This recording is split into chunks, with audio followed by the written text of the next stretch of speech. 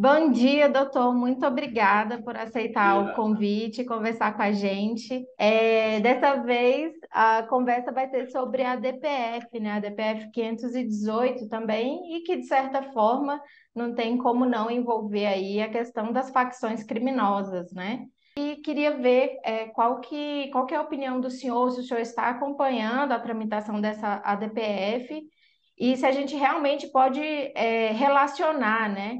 Essa ADPF com as lideranças que hoje estão cumprindo pena ali no presídio federal, né?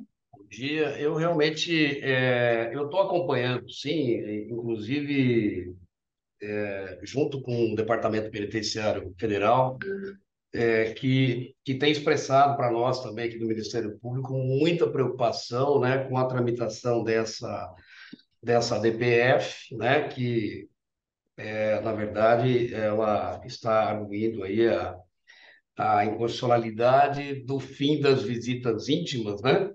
Que foi estabelecida lá em 2017 pela portaria número 718 do ministro da Justiça, na época que o Moro, né, era o ministro da Justiça. Depois, já em 2019, com a lei anticrime, tornou essa restrição definitiva, né? E isso é objeto hoje de uma ação aí de uma arguição de descumprimento de preceito fundamental no STF, né? A DPF que visa aí de certa maneira, derrubar essa restrição.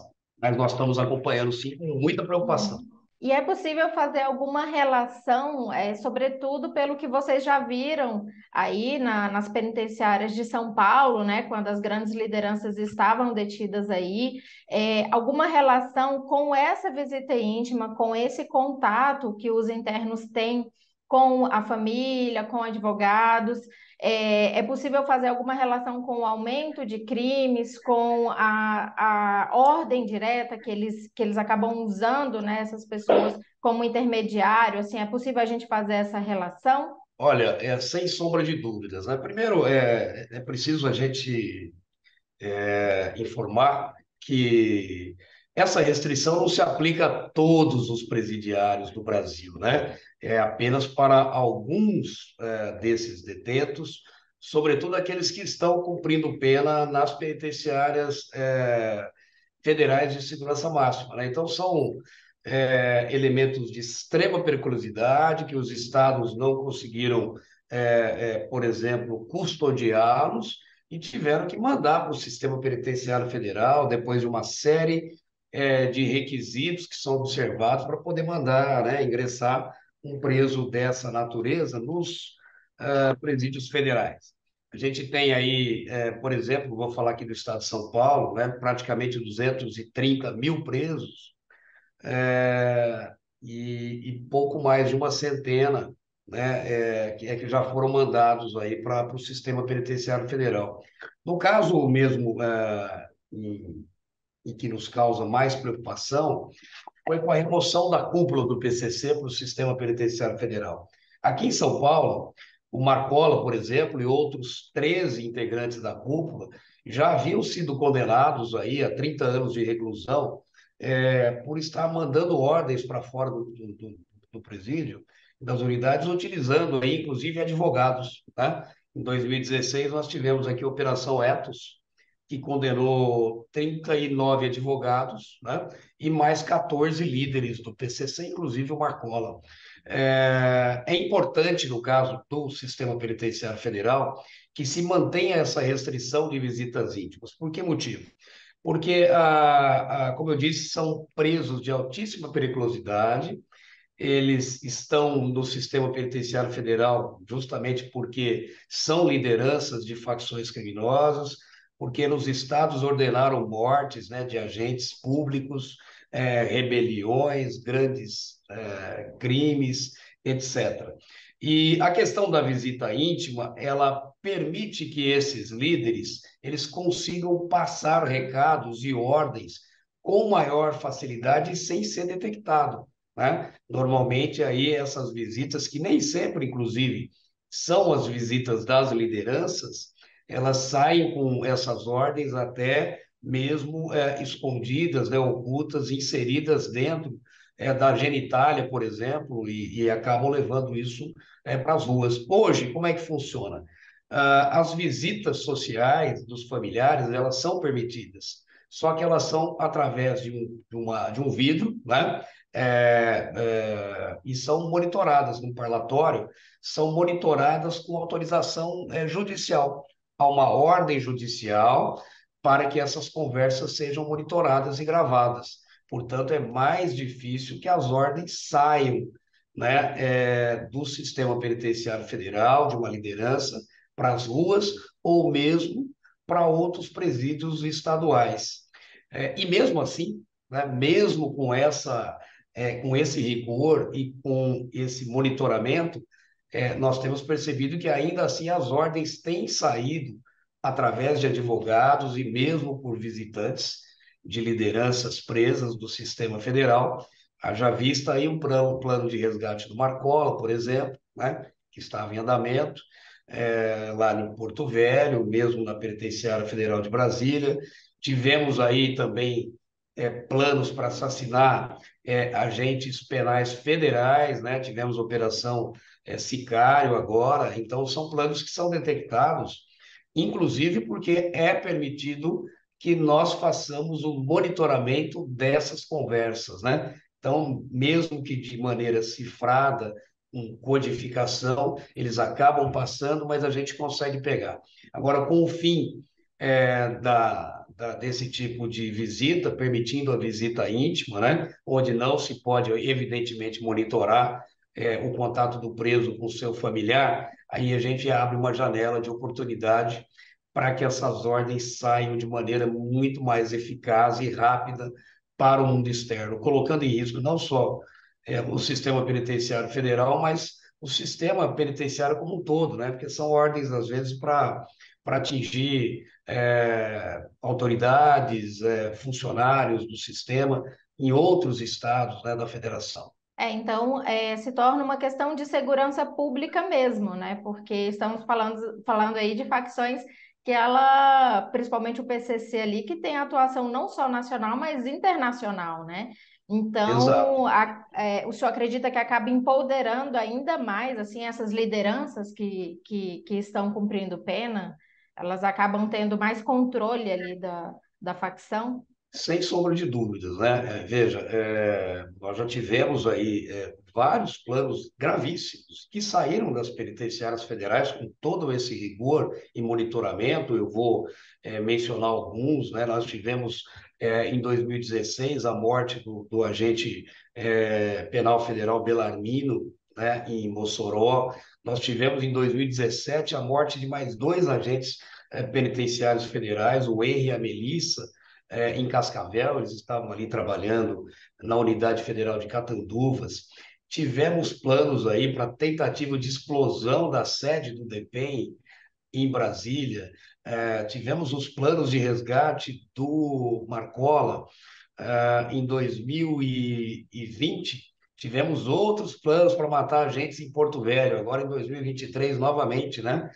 Dois integrantes do PCC foram presos aí porque tentavam executar um plano de matar um agente também penal federal em Porto Velho. Então, assim, essa no caso do PCC, por exemplo, uma organização mafiosa já, ela está presente não só em todos os estados aqui do Brasil, mas também na América do Sul, em vários países da Europa, né? Eles estão exportando uma grande quantidade de cocaína para a Europa, e isso realmente capitalizou essa organização, tornou esses crimes aí, essas tentativas de resgate cinematográficas, atentados, etc., mais fácil de ser realizados justamente pelo poder financeiro, poder de corrupção de outros agentes, né, e funcionários.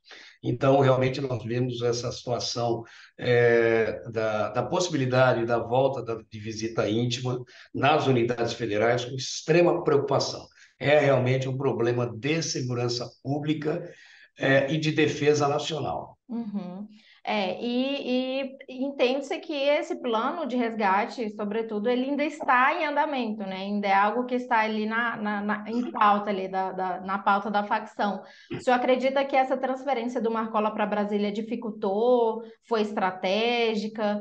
Como que o senhor avalia essa mudança novamente, né, do Marcola? Olha, em primeiro lugar, queria dizer assim que a questão da movimentação dessas lideranças no sistema penitenciário federal, claro, pertence à própria administração do departamento, né, da Penitenciária Federal, pelo Ministério da Justiça, que tem informações aí de inteligência, que possibilitam aí escolher as melhores unidades para acolher esses criminosos. No caso do Marcola, especificamente, ele já esteve na Penitenciária Federal de Brasília, ele precisou ser removido de lá justamente porque havia um plano de resgate. Um plano de resgate, ele nunca deixou de existir, né? Esses presos saíram aqui de São Paulo, da Penitenciária 2 de Venceslau, com um pedido, inclusive, que fui eu que fui o responsável, né, pelo pedido de remoção, no final de 2018.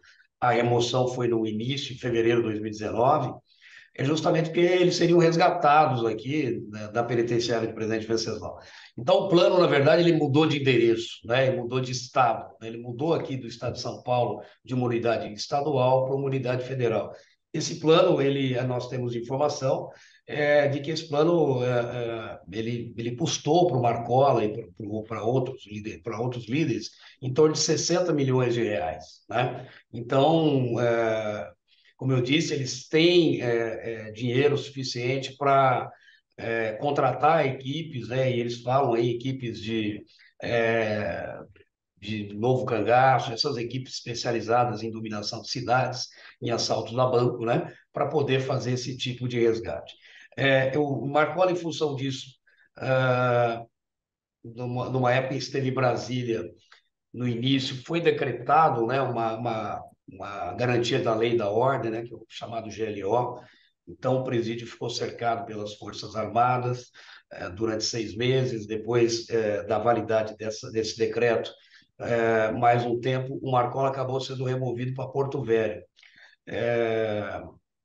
E em Porto Velho, embora as unidades federais elas tenham praticamente a mesma planta, né, física, elas têm o mesmo formato, as mesmas divisões, os mesmos protocolos de segurança. O que acontece é que a localização de Porto Velho facilitaria ainda mais esse resgate.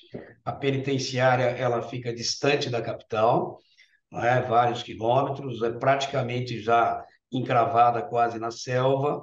E se a gente estava falando inicialmente em São Paulo, de um resgate em que, inclusive, os criminosos estavam treinando na Bolívia, né, junto com ex-integrantes de forças armadas africanos, né? E então você colocar o Marcola praticamente na divisa com esses países, como a Bolívia, por exemplo, você facilitaria a fuga, sem contar que a penitenciária de Porto Velho não conta com uma muralha.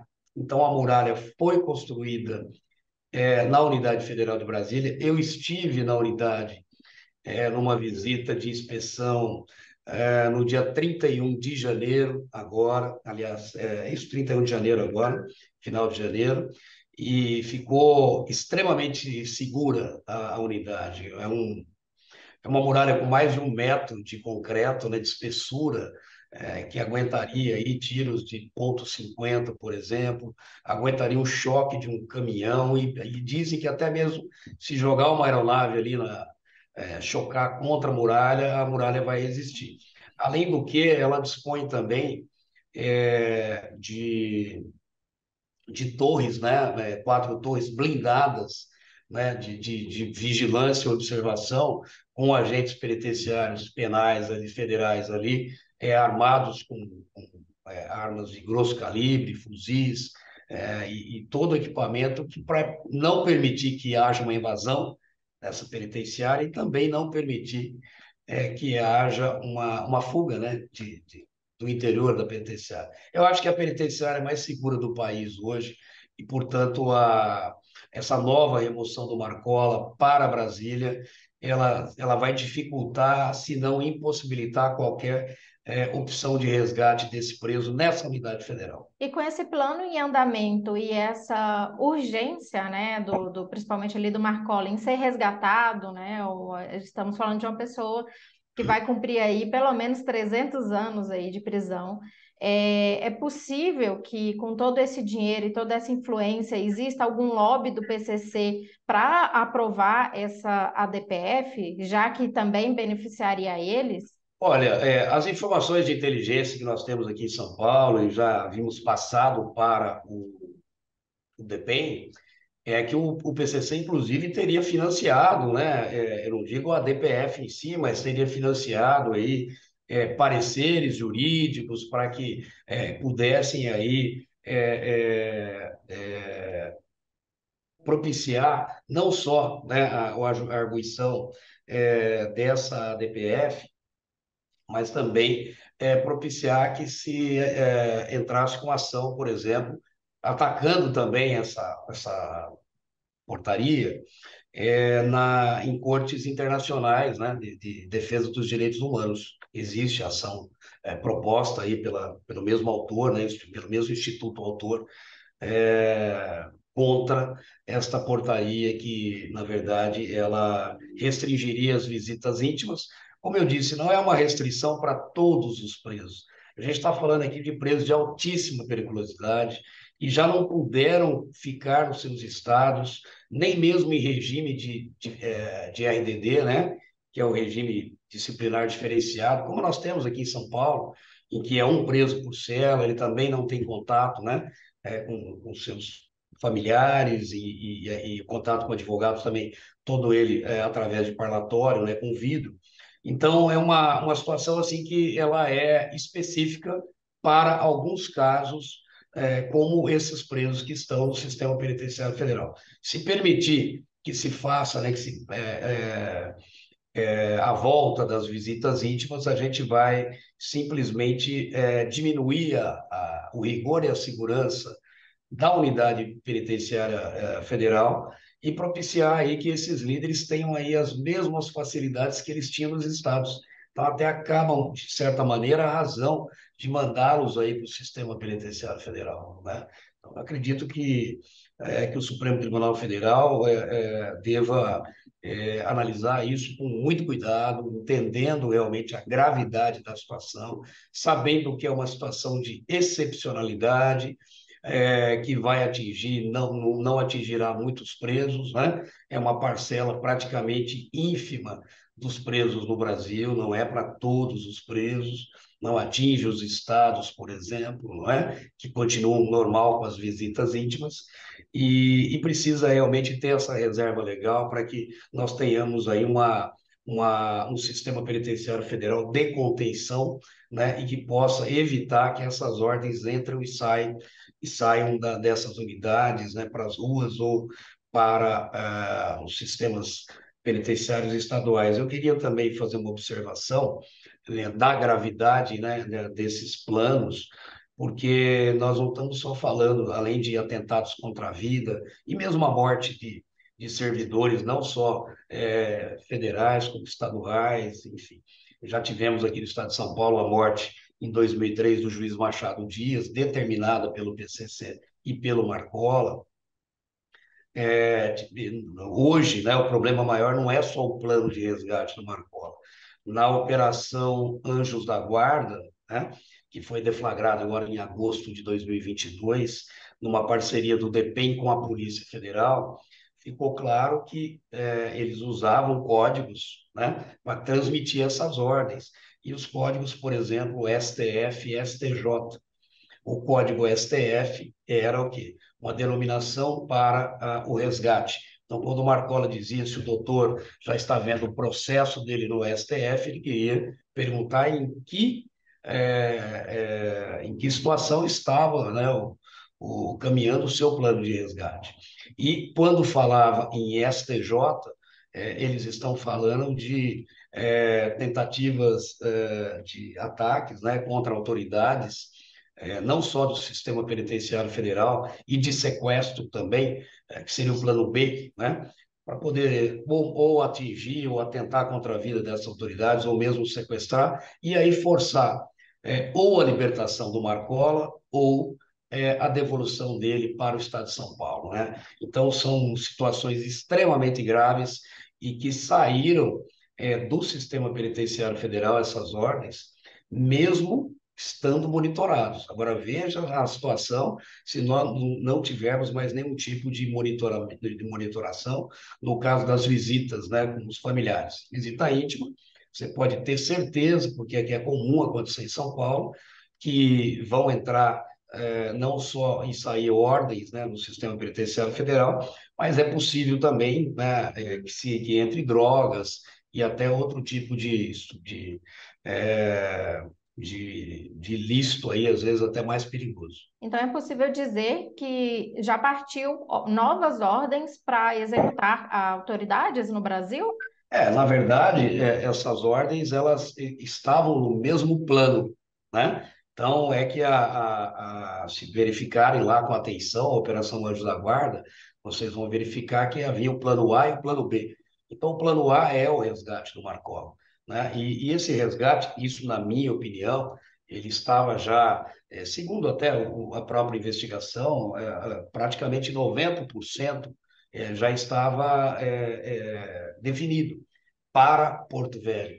Então, quando você remove novamente o Marcola para Brasília, numa penitenciária agora dotada de todos esses equipamentos de segurança que eu já mencionei, você praticamente você termina com o plano A, né? A possibilidade de resgate ela é muito menor, ela é quase impossível. E aí existe a possibilidade da execução do plano B. E o plano B, que eles chamam de STJ, seria atentados contra autoridades, como eu disse, não só do sistema penitenciário federal, mas autoridades estaduais também. Nessa eu me incluo, né? Porque eu sou também um dos alvos, infelizmente, aí de atentados dessa facção.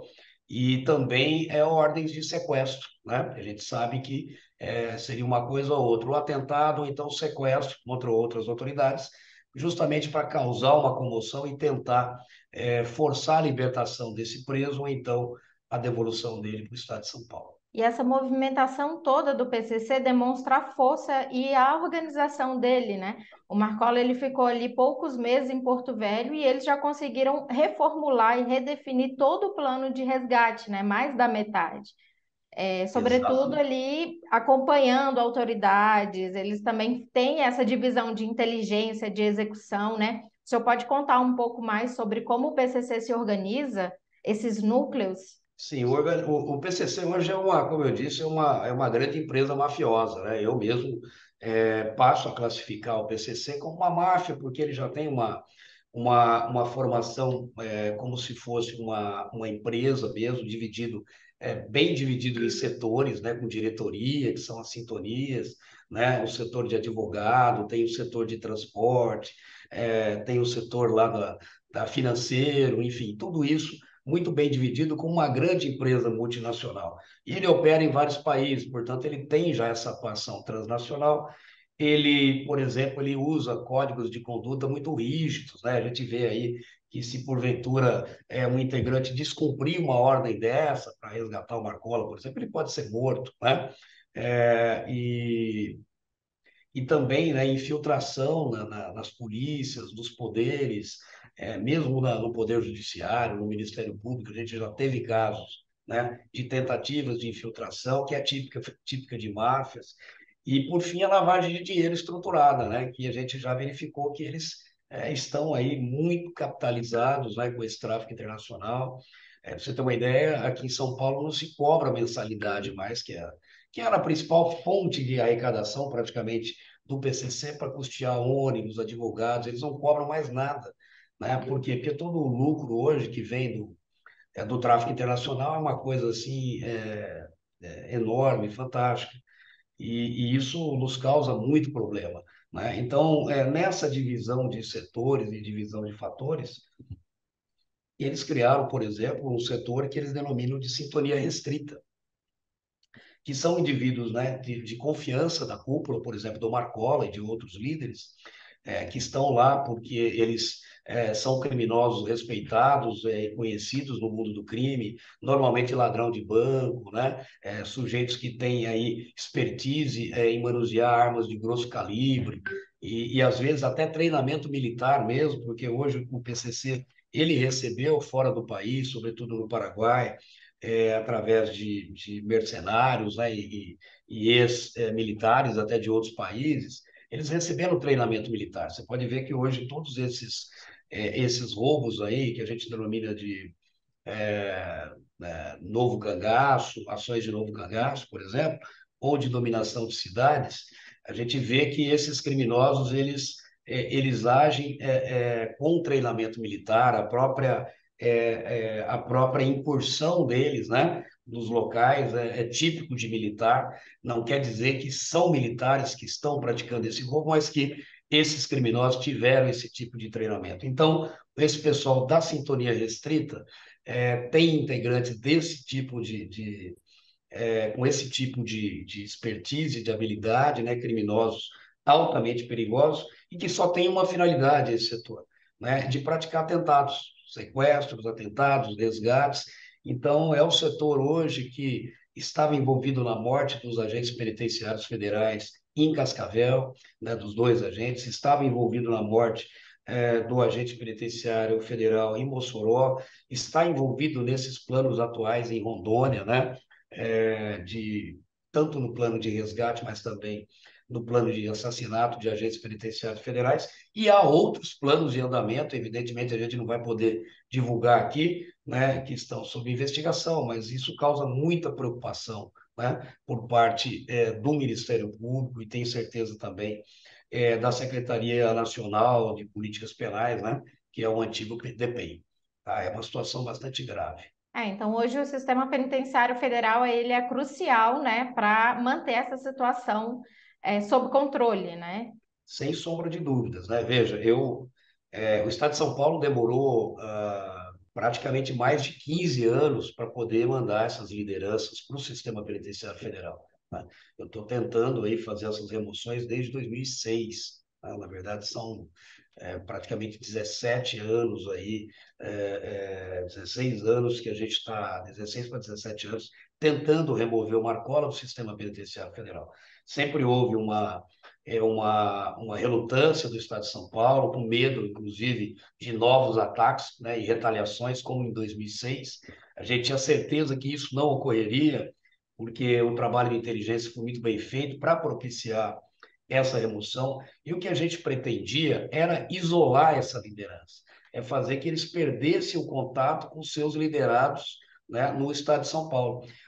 Só o Marcola, que ele teve acho que 4 ou 5 RDDs, o Roberto Soriano, que é um dos líderes também da Sintonia Final, teve 8 RDDs aqui em São Paulo. Então a gente percebeu que as medidas aplicadas aqui no Estado não estavam sendo suficientes, né, para diminuir aí, ou pelo menos impedir com que eles continuassem a liderar com tanta tranquilidade.